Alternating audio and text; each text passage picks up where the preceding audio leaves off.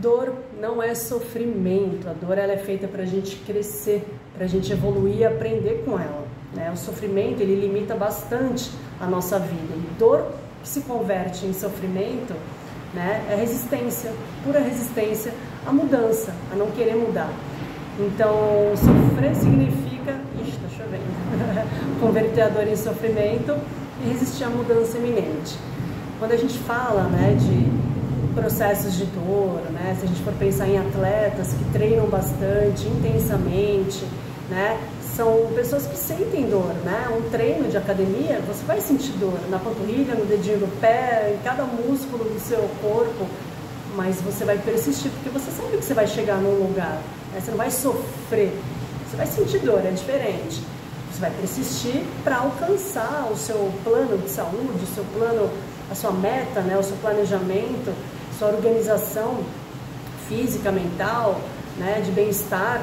Então, como os atletas fazem, né, eles não vivem em sofrimento, eles não poderiam perpetuar, né, porque senão eles estariam resistindo à mudança.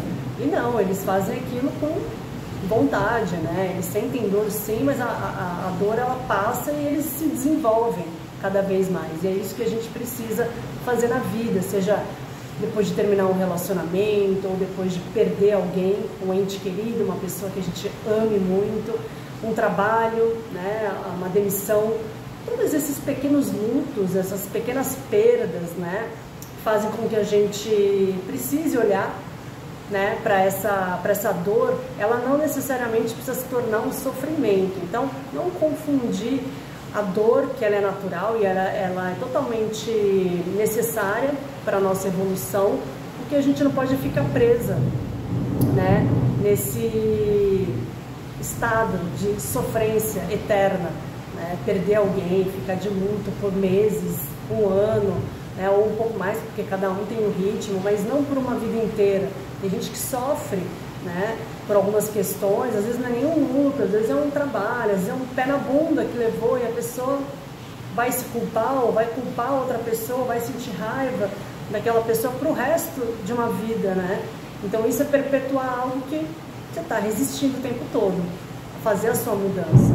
Então o que vocês aí estão resistindo, estão com medo, né? Estão sentindo dor, porque sentir dor é bom, e não bom porque é uma delícia, mas ela tem um nível, né, que é saudável.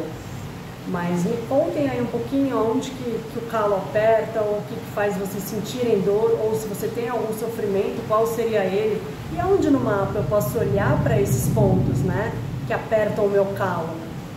É o Quiron, né, o bonitinho do curador ferido, né, o centauro, o deus dos centauros, que foi na mitologia gravemente ferido, era para ele ter morrido, mas ele era, né, um deus imortal, ele não tinha como morrer, ele só tinha como sobreviver.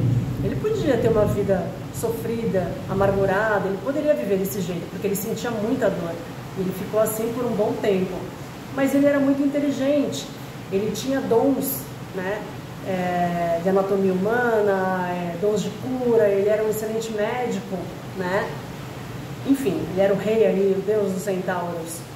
E aí ele simplesmente transformou aquela energia de dor em mudança, né, em cura. Ele não só se curou, como ele curou os outros, mas ele se curou através dos outros, né? Ele começou a praticar, ele parou de, vamos dizer, reclamar, né, ou ficar empurrando com a barriga algo que não tinha solução. Ele queria morrer, mas ele era imortal. Então o que fazer, né? Ele simplesmente buscou ajudar cada vez mais e mais e mais os outros, né, colocar em prática toda a sua sabedoria, todo o seu, né, a sua inteligência, seus conhecimentos, tudo aquilo que ele tinha de sagacidade, ele colocou em prática. E ao curar cada pessoa, ele curava a si mesmo, e aquela dor foi amenizando cada vez mais. E foi isso que tornou esse mito, né, de Quiron tão brilhante, tão bonito, porque onde a gente tem Quiron no mapa é justamente onde a gente tem a nossa dor. E não é uma dor passageira, é uma dor que, se a gente for pensar, faz parte, né, da nossa vida, mas é uma dor que não precisa ser um sofrimento, não é uma dor que tem que se transformar num sofrimento, é uma dor que que a gente reconhece como dor, e isso não muda muito se você analisar em qual signo, em qual casa você tem Quiron no seu mapa, né, em qual área da sua vida que reverbera, de que maneira, né, em que energia, de qual signo, complementar, juntar essas pecinhas do quebra-cabeça, você vai entender, sim, muito sobre a sua dor e como que isso impacta na sua vida, né? Nos ciclos que se repetem com as pessoas, com o seu trabalho, com a sua vida financeira, né, com a sua família, com todos os seus relacionamentos. Você vai ver direitinho aonde que pega, aonde que o calo aperta, onde você sente mais dor. E não é a dor física, é uma dor geral, aqui é uma dor na vida. Né? Então, assim, Quiron não é sobre coisas ruins, não é só sobre o calo que aperta, porque se a gente for falar do calo que aperta, incomoda, a gente pode falar de Saturno, que também é muito kármico, né? Mas ele ensina muito e ele é rígido mesmo, ele faz com que a gente caminhe no caminho, trilhe o caminho certo, né? Sem desviar muito, sem se expandir como Júpiter. Ele quer que a gente vá no mínimo do mínimo do mínimo, o que precisa para sobreviver. Quiron já vai falar de um talento nosso também. Né? A gente tem uma dor e aquela dor ela é transformada em algo para o mundo e é aquilo que vai mostrar o meu talento, né? Aquilo que eu nasci para fazer o quê? Onde você tem Quiron no mapa é onde você tem as suas melhores habilidades, a sua melhor capacidade de agir, né? E ser útil e servir. Quiron tem muita ligação com o signo de Virgem também, né? Ele é um grande servidor, né? E Virgem, apesar de ser um signo um pouco deixado de lado muitas vezes no zodíaco, né? A gente não pode esquecer que agora principalmente a gente está nesse eixo Virgem-Peixes, né? Que entrou agora em janeiro, então esse novo momento dos nodos lunares fazendo fervilhar, né, todo esse nosso momento. A gente está no Nodo Sul em Virgem, ou seja, tem muito dessa característica virginiana no ar, que é uma característica de humildade natural que as pessoas têm, né? É uma humildade inata, uma vontade de servir o outro. Isso vai estar muito fácil para a gente captar, mas a gente também tem que usar essa energia de Virgem, mas sempre olhando para Peixes, né? Fazendo aquela oposição. Eu estou aqui, mas eu caminho para lá, então o caminho do meio. Peixes é a cabeça agora do dragão, o nó do norte. Então, eu tenho que fazer, obter, sentir esses aspectos de Virgem, da praticidade, do pé no chão, da humildade, do trabalho, do valor ao trabalho, né? Do valor, ser uma pessoa realmente que tem os seus valores mesmo e que faz jus a isso, né? Não tem medo, né? de fazer correto. É um pouco isso. Enquanto Peixes olha para um lado que ele sabe que ele pode ir além, que ele pode ultrapassar limites, né? Virgem às vezes fica um pouco preso, né, nas suas também limitações do elemento terra e não vai muito além. Então vamos além com Peixes, né? Mas Virgem é esse signo que tem muita ligação com Quiron, e Quiron é o nosso curador ferido. Então olha onde você tem a sua, né, o seu Quiron ali, a sua cura.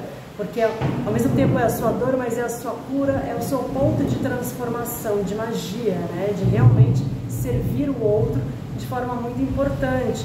Às vezes as pessoas perguntam, mas dá um exemplo, né, do que seria esse Quiron? E assim, é como se você, por exemplo, uma pessoa que tenha tido problemas com sobrepeso uma vida toda, né?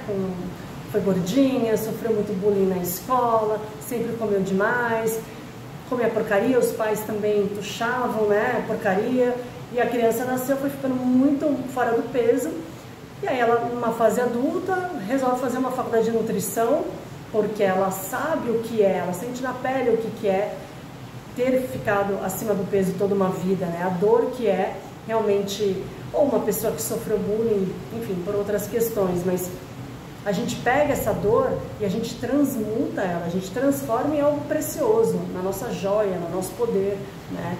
E isso é muito legal. Então a pessoa acaba sendo uma referência, muitas vezes, né, num assunto como nutrição, por exemplo, ela acaba sendo referência pela sua familiaridade com o tema, porque não basta estudar, mas sentir na pele o problema faz toda a diferença. Então a pessoa vira uma perita naquele assunto, ela fica muito mais sagaz, né? Muito mais, ela aperfeiçoa esses detalhes de determinadas coisas que quem não vivenciou, quem não tem aquela dor tão latente, não é que não possa também, né, Você não precisa ter sido gordinho ou gordinha, sobrepeso, para ser nutricionista bom, não é isso que eu estou falando, mas a pessoa que sente a dor na pele, que sente aquilo, ela com certeza ela devolve para o seu paciente uma forma muito mais humanizada, né? Porque ela sente, ela sabe o que é. Então é isso, Kiron é isso, né? É não converter essa dor em sofrimento, porque quando a gente converte em sofrimento, a gente está resistindo à nossa mudança, a gente não está querendo evoluir. Então olha lá onde você tem Kiron no seu mapa e conta aqui pra mim que eu te respondo. Beijo, curte e compartilha. Beijão!